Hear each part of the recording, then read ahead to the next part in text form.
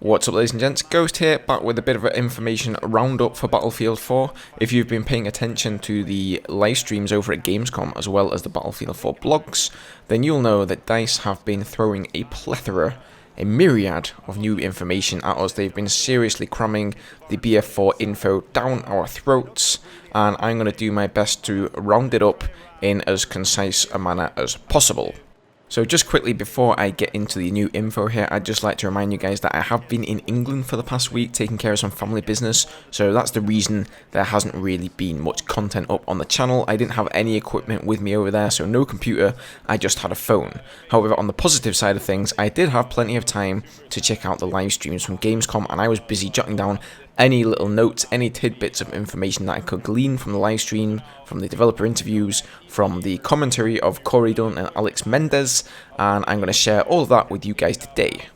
Right, so let's get straight down to business. First off, DICE released a blog post about obliteration mode, and the interesting thing that came out of this for me is that they also mentioned another completely new game mode called Diffuse.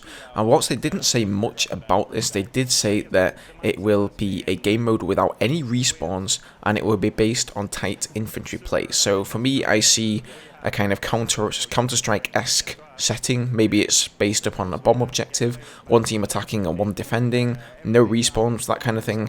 It was seriously like one sentence that they put in there, so it sounds interesting, and I'm really looking forward to hearing more about this in the future. So a little bit more information about Commander mode here. First off, it isn't mandatory. You can turn it off in your server if you so wish to do so. Secondly, if somebody is being a bit of a crappy commander, you can instigate a mutiny between the squad leaders and sort of get them kicked out of there. So if you've got a commander who's AFK or he's just doing a pretty crap job, you don't have to put up with him, you can get rid of him. And thirdly, the way you actually get to be a commander is you queue up for it. So just as you would queue to enter a game as a normal player, you will also queue in a server to become a commander. And they have said they're still sort of fine tweaking the system and nothing is final.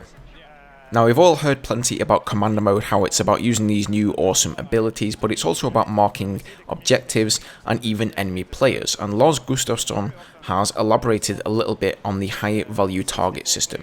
So essentially how this is going to work is if you are a commander and there is a player on the enemy team who is on a kill streak of 6 kills or more, he will appear as an option in your HUD, and you can then select him as a high value target. And what that will do is it will display him to all members of your team, and they can go and track him down and kill him. But his team will also be alerted that he's been selected as a high value target, so they can defend him. So the idea is that if you've got somebody on the enemy team who's absolutely raping your team, you can select them as a high value target in a bid to sort of say to all your team members, hey, this guy's owning us, let's go and take him down. But on the flip side of things, the player who gets marked will actually get more points by getting kills and completing objectives and that sort of thing. So that's a pretty nice touch. As flattering as it is to be marked as a high value target, you're also going to get additional points, so that's definitely a nice incentive to stay alive. So they've made some improvements to the squad system as well. As you guys know, field upgrades depend on your squad staying alive and not wiping, and now they've put a system in the game where if you are the last squad member standing, a message will actually come up on your screen alerting you to that, and that's a really nice improvement. Currently in Battlefield 3, if you're in a public game, you're not on comms with the people you're playing with, and all of your squad members are dead, you sometimes have no idea that you're the last squad member alive, and you end up dying, and then you realise, oh great, now I've got to spawn at a deployment. So nice thinking from DICE there. They've also confirmed that there is going to be voice over IP options for PC players within a squad, so thank God it's not going to be for the entire team, because if you've ever played on a console before, you'll know that you always get the annoying sort of 12-year-old kids saying mum jokes and crap like that going on. So it's only going to be the members within your squad, so you can sort of communicate with them.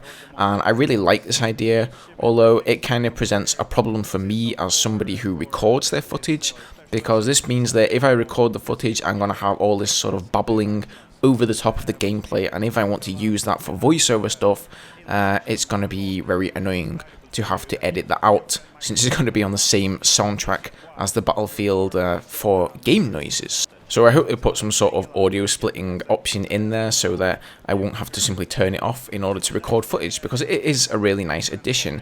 Everyone's been in that situation where they want somebody to throw them a med kit or repair their vehicle or just simply get out the way. Maybe they're blocking a doorway but they can't see you. Well, now you're actually going to be able to get that message across in an effective way. As I mentioned in a previous video, there are going to be weapon pickups within Battlefield 4. One of them we saw in Parasol Storm was the 50 cal, and I was speculating on what the other one is. It turns out it's the USAS 12, so it's still in the game, although it's not a weapon you can spawn in with anymore, so it's probably still quite OP, but thank God, something that you can only pick up in a round. They've now introduced a tier reload system, so back in Battlefield 3 there would just be 1 point in the reload and the game would sort of register you've either reloaded the gun or you haven't, and if you would stop reloading and go to your pistol, then go back to your primary and you'd have to start the reload animation from the very start again. But now they've introduced a tier system where if you sort of take out your primary weapon, you pull out the mag, then you switch to your pistol, switch back to your primary weapon, you'll still be at the same point in the animation, so you'll still have the mag out of the gun, and all you have to do is put in the new mag and cock the weapon. You won't have to go straight back to the start of the animation, so that's going to mean that you can reload weapons more effectively while switching between them now. They're definitely making a big push in Battlefield 4 towards mobility. As we know, we already have the motion balls for the recon class, we have the sort of on-the-go SOFLAM thingy for the recon, and now they've introduced the remote mortar, so you can sort of plant down your mortar and then you can get over there to the front lines and remote control it to lay down some mortar fire whenever you need it. So instead of it just being a thing that you have to camp with, it may actually now be of some use. So we got our first glimpse of the jets at Gamescom, and they appear to be much the same as they are in Battlefield 3. There doesn't really seem to be any new weapons as such for the jets, but they have made the initial loadouts more noob friendly. If you ever try flying a jet in Battlefield 3, you'll know that you start off, basically all you get is the machine gun. No flares, no heat seekers, no nothing. Apparently now you're going to start with flares, heat seekers and the machine gun, so it's going to make getting some kills and building up a few points a little bit easier. On top of that, they've introduced a combat training mode, so you're actually going to have some sort of a mode you can jump into just to fly around, get your bearings, practice maneuvers, speed control, target acquisition and that sort of thing without having to just jump in an empty server. One of the nice additions they've given for the scout helis is a new 25mm gun pod, so no longer do the scout helis only have the minigun available. I'm not sure if this is a selectable weapon or if it's just that one team gets the heli with the minigun and another team gets the heli with the gun pod or what, but that gun pod from what I've seen seems to be goddamn OP, man. That was raping infantry and tanks alike all over the map. So I think a lot of people expected DICE to either go down to 60 players per map or up to 70 given the new squad sizes, but they have confirmed that they're going to keep it on 64 players. So this does mean that one squad isn't going to be full, but I don't really see how that makes much of a difference, because these days when you join a game anyway and the server isn't full, you're going to end up with one squad not being full anyway. They've introduced a new kind of server, so now instead of just having ranked and unranked as we currently have in Battlefield 3, there's going to be official ranked, and unranked, and essentially official ranked are going to be servers where nobody has tampered with any gameplay settings at all. So the ticket sizes are the same, the amount of respawns in Rush is the same, vehicle respawns are the same, everything is the same, which is such a nice feature. I'm so happy they put this in the game. I can never find a normal sort of true vanilla server on Battlefield 3 at the moment. It's always fast vehicle spawns or like 1,000 tickets, and who wants to sit in the same round for like 1 hour, you know what I mean? So it's definitely a nice feature that they've put in there. Now you're going to be able to search for the servers that run the sort of normal default vanilla settings if you want the sort of true Battlefield experience. Ranked matches are going to be servers that differ somewhat, and unranked are going to be those servers that are just completely, you know, crazy, like with 2,000 tickets and basically whatever they want. They have confirmed that Levolution is going to be in all of the maps and all of the game modes, so no matter what map you're playing, whether you're playing Rush, Conquest, Team Deathmatch, you name it, they're going to put Levolution in there. However, they haven't said the scale of it. In Team Deathmatch, for example, it may not be that there's some huge event that happens. It may just be some of the small things, like with the bollards and the metal detectors and that sort of thing. The HUD is now scalable in Battlefield 4, so no longer is it like in Battlefield 3 where you can sort of tamper with the game files and move the HUD around a little bit. You're actually going to be able to scale it down from inside the game, which is nice for more advanced players. That means we can have more screen real estate in order to spot enemies and see what's going on around us. And once you get used to playing the game, you get used to your ammo indicator and that sort of thing, you don't really need to have it as big anymore. You can scale it down just so it's in your peripheral vision and give yourself a little bit of an advantage. DICE have actually confirmed that there is going to be no battle recorder shipped with the game.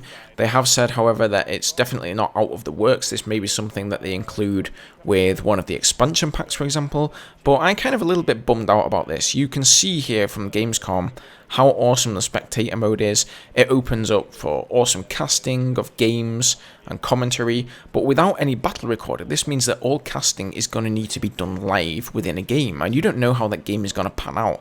It may turn out to be just a crap game. It's not particularly entertaining. If they had battle recorder, you could record a game, and that game would then be able to be viewed from all different angles. So you could sort of collect some of the best games, trade those games, those replays between players, and then people in the community, you know, I'd even thought about doing it myself, could then cast games in an entertaining manner. If any of you have seen StarCraft 2, this is exactly how it works on there. So people play games, they then share the replays between each other, and the best games get casted. But unfortunately, without any battle recorder, we're not going to be able to record any games. I mean, sure, you can still record with DX2 or Fraps, but at the end of the day, that's only going to record your first-person view, and you're not going to get all these awesome cinematic angles. Whew. Well, that's about it for this one, guys. That's been a lot of information I just covered there. I do have more, plenty of weapon information, attachments, new grenades, all kinds of stuff, but I'm going to save that for another video because this one has gone on for quite long enough. So if you stuck with me to the end of this one, thanks ever so much for watching. Please hit the video like button down below if you like the video, and feel free to subscribe for more. Alright guys, I'll see you soon for another one. Cheers.